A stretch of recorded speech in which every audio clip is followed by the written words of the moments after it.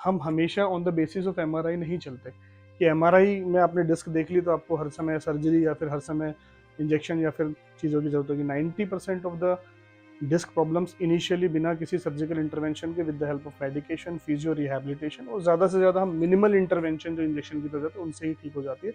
लेकिन किसी भी पेशेंट को, कि मेरे पास बहुत सारे लोग एमआरआई भेजते हैं और फिर कहते हैं कि हमें सर्जरी के लिए बोला, only on the basis of MRI we can not जज दिस। और एमआरआई के बेसिस पे पेशेंट को ट्रीट नहीं कर सकते। क्लिनिकल जजमेंट बहुत इंपॉर्टेंट है, क्लिनिकल एग्जामिनेशन बहुत इंपॉर्टेंट है, पेशेंट की प्रॉब्लम्स कितनी आ रही है। अब इनका देखा जाए तो ये जितनी जगह भी आप गए हो उसमें क्या कुछ है ही नहीं आपको प्रॉब्लम, बट अगर हम यहाँ देखते हैं तो पेशेंट।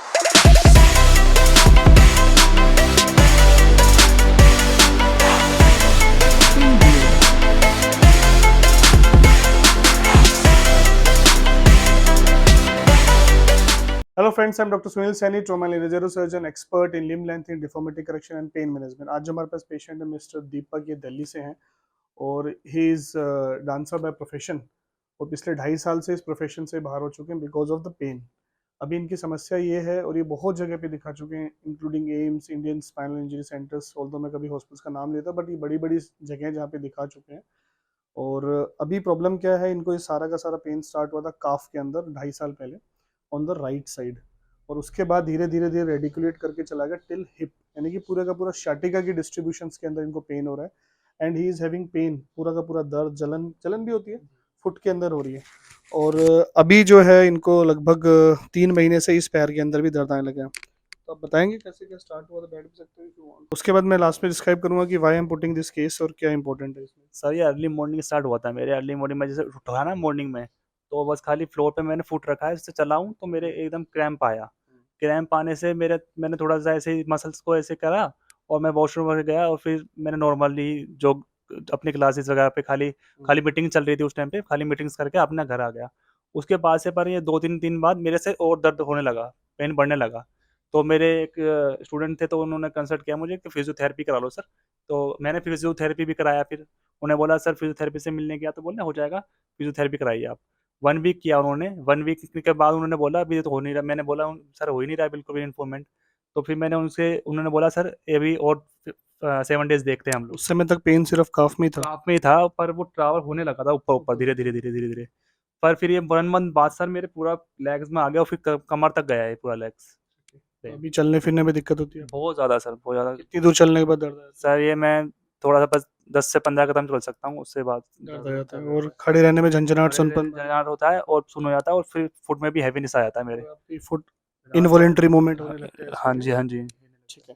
सो इन्होंने बड़ी अच्छे से एक्सप्लेन किया है कि he has all symptoms of शाटिका, जिसमें इनको टिंगलिंग है, नमनेस है, हैवीनेस है। और ये आज हम इनको पेन मैनेजमेंट के लिए देख रहे हैं। और एक एक चीज़ इंपॉर्टेंट मैं इसमें दिखाना चाहूँगा, सर लेट जाइए, कि इनको बेसिकली जैसे फुट ड्रॉप वाली सिचुएशन तो डेवलप नहीं है, लेकिन जैसे हम पंजे को करते हैं तो इनवॉलेंट्री मूवमेंट, खुद से ही पंजा ऐसे करने लगता है, इसको हम क्लोनस कहते हैं।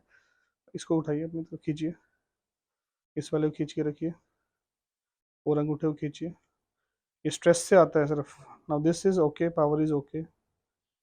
इस वाले पंजे को खींचिए, पहले इस वाले पैर को सीधा उठाइए। एसएलआरटी चेक करते हैं, लेट्स चेक इज एसएलआरटी।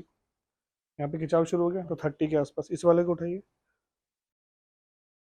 तो राइट साइड में आपको 60-70 पे आ रहा है और लेफ्ट साइड में, है ना? ठीक है। So now you can see the situation of foot. ये फुट में ये, इसको इडियल वीकनेस बोलते हैं कि उंगलियां वीक है। ये वीक है, पंजा ड्रैग करना पड़ता है। पंजो खींचिए अभी अपनी तरफ, खींचिए। नाउ सी दिस, खींचो, नीचे ले जाओ, इस वाले को खींचो, इस वाले खींचो और जोर से खींचिए, इसको खींचिए। कभी ऐसा भी तो कोई चीज टच होती है, अब जंप सा मारने लग जाता है पैर, ऐसा तो नहीं होता, सिर्फ फटीग होने से होता है ना? खींचिए इसके ऊपर, पूरे पंजे को इसको खींचो।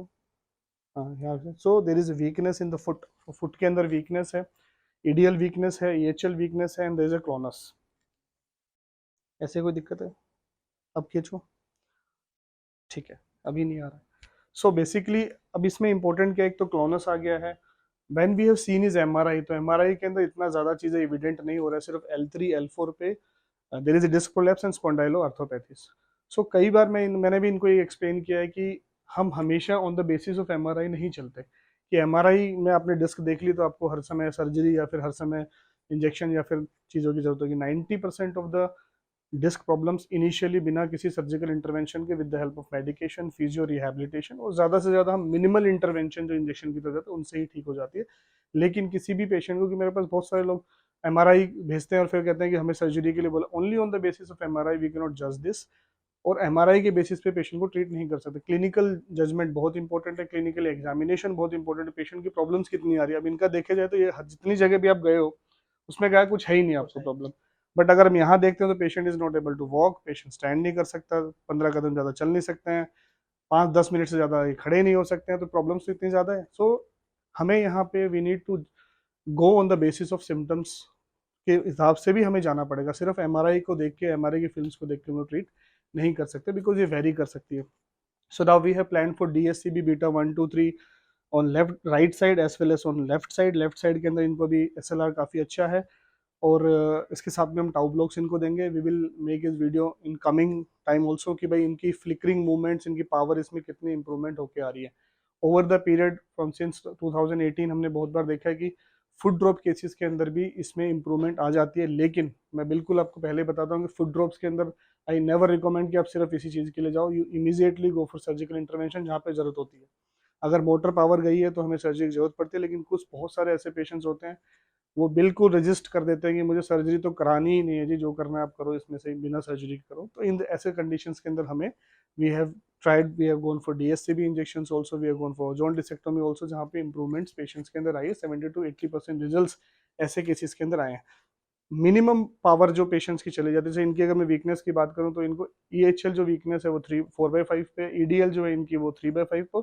I am very much confident कि काफ़ी जल्दी इंप्रूवमेंट आएगी, और साथ में इनको टिंगलिंग, नमनेस, हैवीनेस, ये सारी इंप्रूवमेंट आएगी। तो today I am going for DSCB beta 1 2 3, और फिर हम नेक्स्ट उसमें आफ्टर 15 डेज देखते हैं कितने क्या इंप्रूवमेंट आते हैं। Definitely will make a review video कि इनको कितनी इंप्रूवमेंट आई है। So now I am going for beta 1 2 3 please.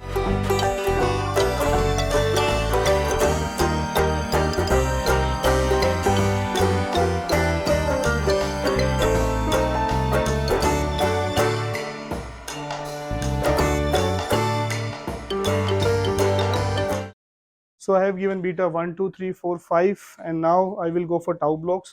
और उसके बाद फिर हम इमीडिएट भी देखेंगे कितनी इंप्रूवमेंट इनको लगी है, SLRT में का इंप्रूवमेंट आ रही है क्या। And then after 15 days I usually review the patient at 15 days interval. अगर सीवियरिटी ज़्यादा होती है 10 दिन पे, then review and we will see कि क्या पावर में इंप्रूवमेंट आई, क्या टिंगलिंग, नमनेस, हैवीनेस में कितनी इंप्रूवमेंट आई।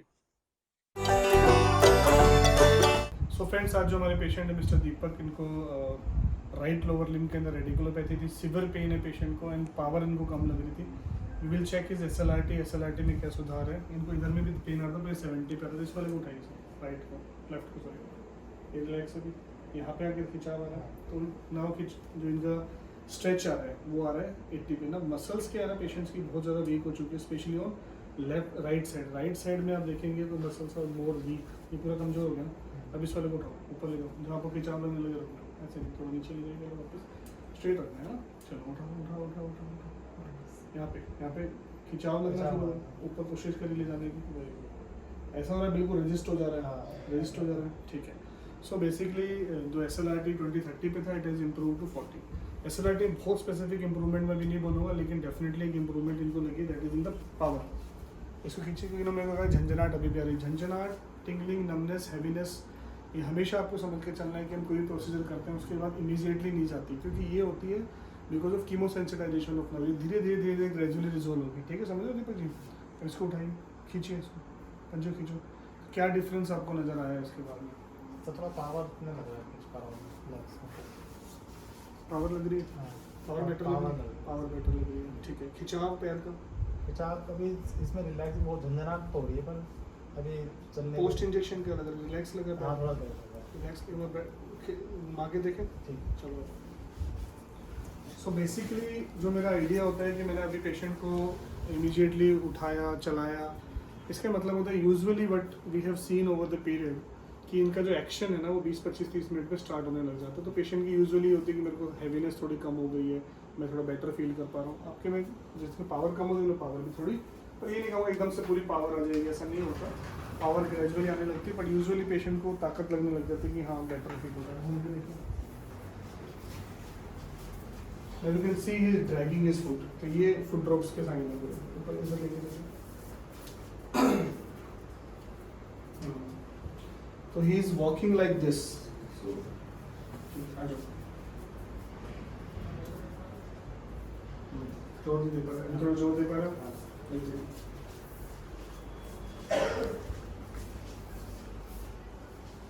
तो क्या डिफरेंस लग रहा है? सर थोड़ा पेन में तो लग रहा है मुझे, थोड़ा सा कम हुआ है, पर हैवीनेस है इसमें, मेरे को बहुत ज़्यादा जोर लगाना पड़ रहा है. बहुत ज़्यादा जोर लगाना पड़ता. सो अब इसकी खींचो इसको खींचिए. ठीक है, पावर लग रही है थोड़ी. हाँ. सो आई हैव आस्क्ड हिम कि हम इनकी पूरी की पूरी सीरीज़ बनाएंगे. जैसे हमने हमारे पेशेंट है तेवतिया जी, उनकी पूरी की पूरी सीरीज़ बनाई थी. उन्होंने डाला भी कि मेरे को 90% से ज़्यादा इंप्रूवमेंट आ चुकी है. रनिंग वगैरह अभी वो कर रहे हैं. That is was a complete case of foot drop. वो पूरा का पूरा एक पेशेंट हमारे विकास तेवतिया, आप उनकी वीडियो देखेंगे. वो कंप्लीट फुट ड्रॉप था, पूरा का पूरा फुट ड्रॉप हो चुका था. Now that is improve to 90%. वहाँ पे मैंने उनको कहा था कि अब सर्जिकल इंटरवेंशन कराइए, क्योंकि वहाँ पे डिस्क काफ़ी बड़ी थी, पर ही वॉज रिलेक्टेंट कि मुझे करानी नहीं है. आपके केस के अंदर सबसे बड़ा चैलेंज क्या आ रहा है कि डिस्क इतनी बड़ी है ही नहीं. हमें L3 पे एक छोटी सी डिस्क नज़र आ रही है, डिस्क है नहीं, लेकिन सिम्टम्स जो नर्व के बहुत ज़्यादा नज़र आ रहे हैं, ये सारी समस्या. तो it's a challenging case. Now we will see over the period की देखते हैं आगे में कितनी इंप्रूवमेंट ऐसे केसेस के अंदर आती है. फिर देखिए जब कोई चैलेंजिंग केसेस आते हैं तो हमारी भी इसके अंदर चैलेंजेस बढ़ते हैं कि हम जब ऐसे पेशेंट्स ठीक होते हैं और बेटर होके चले जाते हैं, इस स्टेज में जब बड़े बड़े इंस्टीट्यूट इनको बोल रहे हैं कि सर्जरी की कोई ज़रूरत ही नहीं है, समझ में ही नहीं आ रहा है कि क्या हो रहा है. यही बात मैंने भी उनको कहा था कि चीज़ें मैच नहीं हो रही. जितना आपके सिम्टम्स आ रहे हैं उतना आपके MRI से मैच नहीं हो रहा. सब कुछ everything is coming to be negative. सारे ब्लड टेस्ट नॉर्मल है, सब कुछ नॉर्मल आ रहा है. और एक छोटी सी डिस्क किस तरीके से एक पेशेंट को वीकनेस और पैरालाइज कर सकती है या फिर पावर इतनी कम कर सकती है, समझने वाली चीज़ है कि साइंस की भी अपनी एक लिमिटेशन है. इसलिए मैंने इनको कहा कि मैं इंजेक्शन लगा रहा हूँ तो नुकसान तो होगा नहीं, होगा तो फ़ायदा ही होने वाला है. तो जैसे इनको पावर का फ़ायदा मिला ना, over the 15 days we will see कि टिंगलिंग, नमनेस, हैवीनेस, झंझनाहट कितनी कम हो के आई है. और ऐसे पेशेंट्स जब इम्प्रूव हो जाते हैं, कंप्लीट हो जाते हैं, तो इसमें हमारे भी इन पद्धति के ऊपर और कॉन्फिडेंस बढ़ जाता है, क्योंकि ये 2018 से स्टार्ट हुई है, आने वाले टाइम में इवॉल्व होती जा रही है, बहुत सारी मल्टीपल चीज़ों के लिए इस्तेमाल होती जा रही है.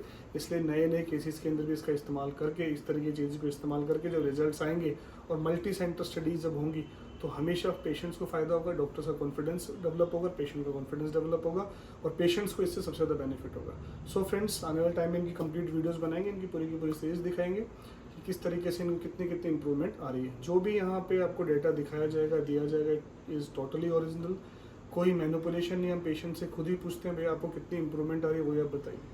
So don't worry about that. ऐसा नहीं है कि यही एक ऐसी पद्धति जिसके अंदर हर चीज़ 100% हो सकती है. किसी भी चीज़ का 100% रिजल्ट आज के टाइम में आया ही नहीं है, ना कि सर्जरी का भी नहीं आया कभी. सो स्पाइन के केसेस के अंदर, शैटिका पेन के अंदर बहुत सारी मल्टी मोडलिटीज़ ऑफ ट्रीटमेंट है, जिसके अंदर कंजर्वेटिव ट्रीटमेंट एक ट्रीटमेंट है, मेडिकेशन, फिजियो, रिहैबिलिटेशन देना, ये भी एक स्टार्टिंग का ट्रीटमेंट है. उसके बाद जब पेशेंट्स नहीं ठीक होता तो फिर हम कुछ इंटरवेंशन की तरफ चले जाते हैं. इंटरवेंशन में मैं सबसे सिंपलेस्ट मानता हूँ आज के टाइम में मेरे का हमें जो बेटर रिजल्ट्स मिल रहे हैं कि OPD प्रोसीजर होता है, डेट इज DSCB इंजेक्शन या फिजियोलॉजिकल पेन ब्लॉक्स. इससे पेशेंट को ठीक नहीं होता तो हम इंट्राडिस्कल ओजोन इंजेक्शन की तरफ जा सकते हैं, ट्रांसफॉर्मिनल एपिडुरल्स की तरफ जा सकते हैं, उसका रेडियो फ्रिक्वेंसी एब्लेशंस की तरफ जा सकते हैं. आजकल कूलिंग क्रायो न्यूक्लियोलाइसिस हो रहा है, उसकी तरफ जा सकते हैं. तो there are lot of modalities, बहुत सारे पेन मैनेजमेंट्स के तरीके हैं और बहुत बार मल्टी मोडेलिटीज़ ट्रीटमेंट भी इस्तेमाल करके पेशेंट की क्वालिटी ऑफ लाइफ को इंप्रूव किया जाता है, पेन को इंप्रूव किया जाता है. अलग अलग मोडेलिटीज़ और लास्ट रिसोर्ट रखा जाता है कि सर्जिकल इंटरवेंशन. लेकिन दोस्तों मैं आपको बताना चाहूँगा कि हर केस में ऐसा नहीं है कि मैं जैसे इनको सर्जरी का तो कोई ऑप्शन ही आपको नहीं दिया जा रहा है. मैंने भी इनको आते ही बोला कि सर्जरी कोई ऑप्शन नज़र नहीं आ रही कि अगर हम करेंगे तो क्या करेंगे. क्या हम डिस्क को निकाल के कोई कह सकता है कि इनको पैर में जो पावर पूरी की पूरी आ जाएगी. तो इस कंडीशंस के अंदर डॉक्टर्स के लिए भी हमारे पास डिफ़िकल्ट और चैलेंजिंग केसेस हो सकते हैं. लेकिन जब हम ये चीज़ें करेंगे तो हमें चीज़ें इवॉल्व होगी और आने वाले समय में पेशेंट्स को फ़ायदा होगा, डॉक्टर्स के पास इन्फॉर्मेशन ज़्यादा मिलेगी. सो ऐसी किसी भी समस्या के लिए नीचे दिए गए नंबर पर आप कॉन्टैक्ट कर सकते हैं. अपनी रिपोर्ट हमारी टीम से शेयर करके फ्री ओपिनियन हमारी टीम से ले सकते हैं. Thank you.